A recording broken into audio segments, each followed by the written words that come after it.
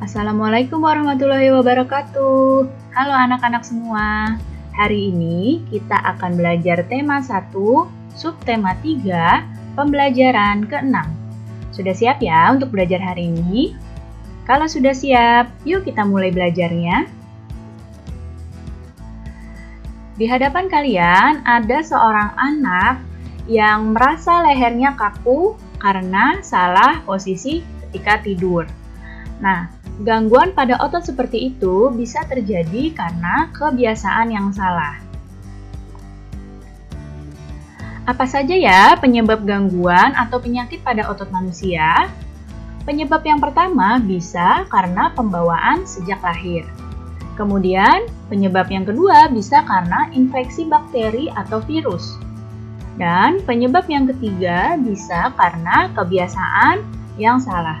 Nah, yang paling sering nih penyebab gangguannya karena kebiasaan yang salah. Beberapa contoh kebiasaan yang salah yang dapat mengakibatkan otot kita menjadi sakit. Yang pertama, membaca buku dengan posisi tidur. Kemudian, membawa beban yang terlalu berat. Berjalan dengan tubuh membungkuk, tidur dengan posisi yang tidak benar, dan menulis dengan posisi duduk yang tidak benar. Kebiasaan-kebiasaan ini jika terus-menerus dilakukan, maka akan menyebabkan otot kita akan menjadi gangguan. Menjaga kesehatan organ gerak, terutama otot, sebenarnya dapat kita lakukan sejak kecil, melalui penerapan gaya dan pola hidup yang sehat, serta makanan yang sehat. Jika dilakukan sejak kecil, maka akan menjadi kebiasaan hingga kalian dewasa nanti, dan otot kalian akan tetap sehat sampai kalian dewasa nanti. Bagaimana ya cara mencegah terjadinya kelainan pada organ gerak?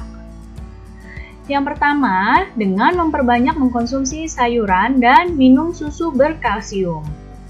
Kemudian yang kedua, agar terhindar dari artritis, sebaiknya selalu menjaga metabolisme asam urat di tubuh dengan membatasi makanan yang dapat memicu meningkatnya asam urat. Yang ketiga, agar terhindar dari lordosis, kifosis, dan skoliosis, sebaiknya melakukan olahraga yang teratur dan menghindari kebiasaan sikap tubuh yang salah, terutama ketika duduk ya. Ketika duduk, kalau posisi duduknya salah akan menyebabkan kelainan lordosis, kifosis, dan skoliosis, dan itu tidak kita sadari. Kalau sikap duduk kita benar, maka kita akan terhindar dari lordosis, kifosis, dan skoliosis. Kemudian, agar terhindar dari osteoporosis atau pengeroposan tulang, dianjurkan untuk mengkonsumsi makanan dan minuman yang banyak mengandung kalsium. Kemudian, agar terhindar dari rakitis, dianjurkan untuk banyak mengkonsumsi telur, susu, dan minyak ikan, serta berjemur di pagi hari. Seperti yang kita tahu ya, matahari di pagi hari itu banyak mengandung vitamin D yang bagus untuk tulang dan tubuh kita. Nah, sekarang kita akan membahas langkah-langkah membuat cerita berdasarkan ide pokok. Sebelumnya sudah pernah Ibu bahas, sedangkan sekarang akan kita bahas kembali atau kita ulas kembali. Yang pertama, langkahnya adalah menentukan topik dari cerita yang akan kita buat. Apa topiknya yang mau ditulis apa? Kemudian, setelah menentukan topik, kita menentukan ide pokok dari cerita tersebut. Setelah dapat ide pokoknya dikembangkan menjadi kalimat utama. Kita buat kalimat utamanya.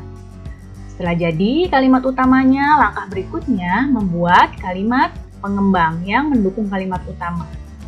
Langkah selanjutnya merangkai kata-kata hingga menjadi cerita yang urut, dan jangan lupa perhatikan ejaan dan pemilihan kata-kata dalam cerita tersebut. Kemudian tentang komik. Kemarin kita sudah membahas ya tentang komik. Nah, bagaimana cara membuat komik seperti gambar di samping? Sebelum kita bahas cara membuat komik, coba perhatikan dalam komik ini ada berapa frame gambar? Ya, ada 4 frame gambar.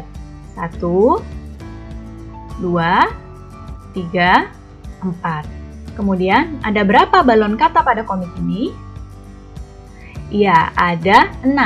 1, 2, 3, 4, 5, 6. Nah, sekarang kita akan bahas cara membuat komik seperti gambar di samping.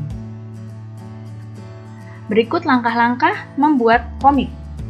Yang pertama, sebelum membuat komik, kita harus tentukan dulu tema komiknya tentang apa.